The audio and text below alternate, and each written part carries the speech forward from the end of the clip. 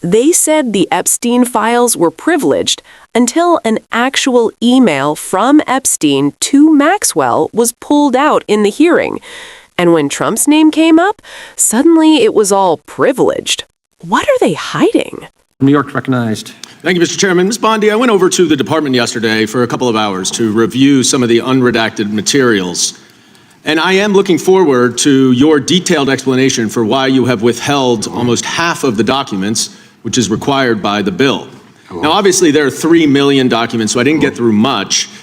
But one thing I didn't see was the client list that you said you had on your desk a year ago. I did, however, find a couple of important documents.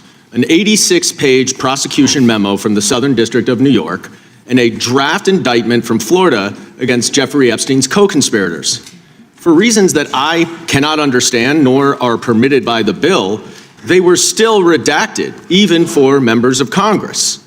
So, Ms. Bondi, will you commit right here to immediately providing those two documents in unredacted form to members of Congress? Not a complicated question. Well, I guess it is for you because you have a law degree and those are privileged. Okay, they're not privileged, but we will discuss that later.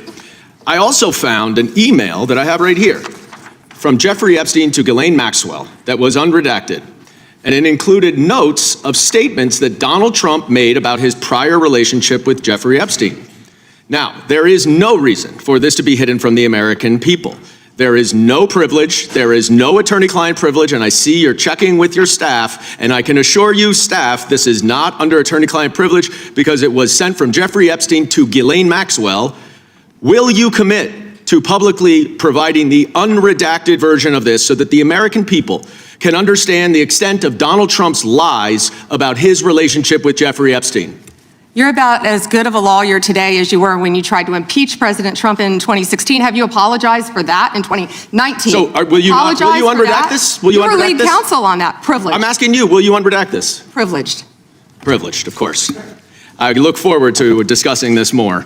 Now, these are obviously improper redactions. And let me stop for a minute. I'm talking. If they're not privileged, quiet. Don't yell at me. If they're not Mr. Chairman, would you stop the clock? This is on your time. It's not on Mr. Goldman. If they're not Even though you privileged, used your improper redactions, you'll like my answer. to If we continue review them to and they're not protect privileged, Time belongs to the we will member. be happy to release them. Yeah, we'll stop the clock. We'll stop the clock. Time belongs to the member. Go ahead. even though you used improper redactions to protect Donald Trump and other predators associated with Jeffrey Epstein, you did the exact opposite thing with the survivors and victims of this scheme. So their identification information was really the only thing required to be redacted, and it was not. And it's clear this was not a mistake. This was not by accident. This was not because you only had 30 days when you really used 75, and that doesn't even include all the hours last March that you were redacting it. But I'll tell you why it's clear it wasn't a mistake. There is an email entitled Epstein Victim List. There are 32 names. One is redacted, 31 are not. So someone looked at it and decided to redact something. And I will tell you that that is clearly intentional to intimidate these survivors and victims. Now, in an interview last week— How will you tell me that's intentional? In an interview last week, Deputy Attorney General Todd Blanche— You can't go off script. —said that any victim that wants to speak with the department has done so, hopefully. Well, thanks to the incredibly brave people sitting here behind you, we can actually ask them if that's true. Now, would the survivors and victims who are here please stand up one more time? Just by show of hands, how many of you or your loved ones actually have met with the Department of Justice and provided testimony and estimate and evidence? None. And of those of you who have not met, which is everyone, how many of you have reached out either individually or through a lawyer or representative to offer to provide testimony and evidence? All of them. And of those of you, all of you who have reached out, how many of you were denied or ignored by the Department of Justice? All of them. And despite the shameful and despicable efforts by Ms. Bondi and her department to intimidate you, how many of you are still willing to speak to the Department of Justice? All of them. Well, Ms. Bondi, it looks like you have some more witnesses to talk to. Gentleman's time has expired. And I yield back. We will go to the good gentleman from North Carolina, Congressman Knott. Thank May you. I have a moment, Congressman? Yes, ma'am. Thank you. Here we go. Here's a photograph. This is why he wanted to repeat everything that had been said previously on Epstein. This is his state, New York. You probably don't even know who this is. Wahid Mohammed from Afghanistan. Yes, because I'm no longer a prosecutor. Convicted of assault. Wow, he represents New York. Wow, yet he doesn't care about the illegal aliens convicted of crimes. Assault and homicide. No longer a prosecutor, so he doesn't care about his constituents. Here we go. Arson, El Salvador, Miguel Palacios. Fermin Flores Ramales, Mexico, rape. Let's talk about the 70% of immigrants who are detained without a criminal conviction or arrest. Stop the clock. Stop the clock. Time belongs to Congressman Knott. What we witnessed in that hearing wasn't just political theater. It was a moment that exposed the fault lines in accountability inside the Department of Justice, and who gets protected when power is on the line.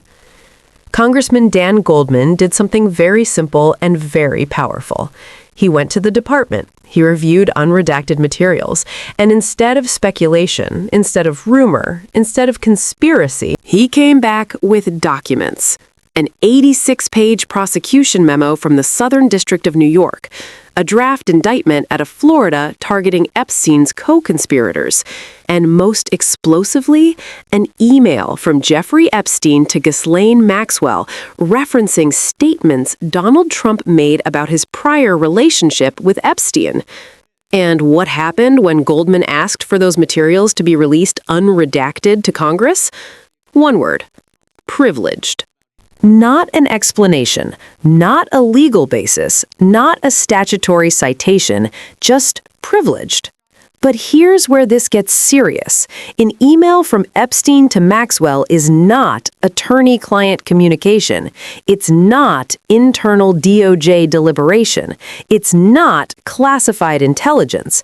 So when that word is used as a shield, Americans have every right to ask, privileged for whom? And then came the moment that changed the tone of the room entirely. Goldman shifted the focus from Trump to the victims. He exposed that while redactions were aggressively used to protect powerful figures, the identifying information of victims was allegedly left exposed. An email titled Epstein Victim List, 32 names, only one redacted. That's not a clerical oversight. That's a decision. When survivors in the room were asked whether the Department of Justice had met with them, taken their testimony, or responded to outreach, every single one indicated they had been ignored. Every single one said they had reached out. Every single one said they were denied or dismissed. Let that sink in. The powerful get redacted protection. Survivors get silence. That's not a clerical oversight. That's a decision. When survivors in the room were asked whether the Department of Justice had met with them, taken their testimony, or responded to outreach, every single one indicated they had been ignored. Every single one said they had reached out. Every single one said they were denied or dismissed. Let that sink in. The powerful get redacted protection. Survivors get silence.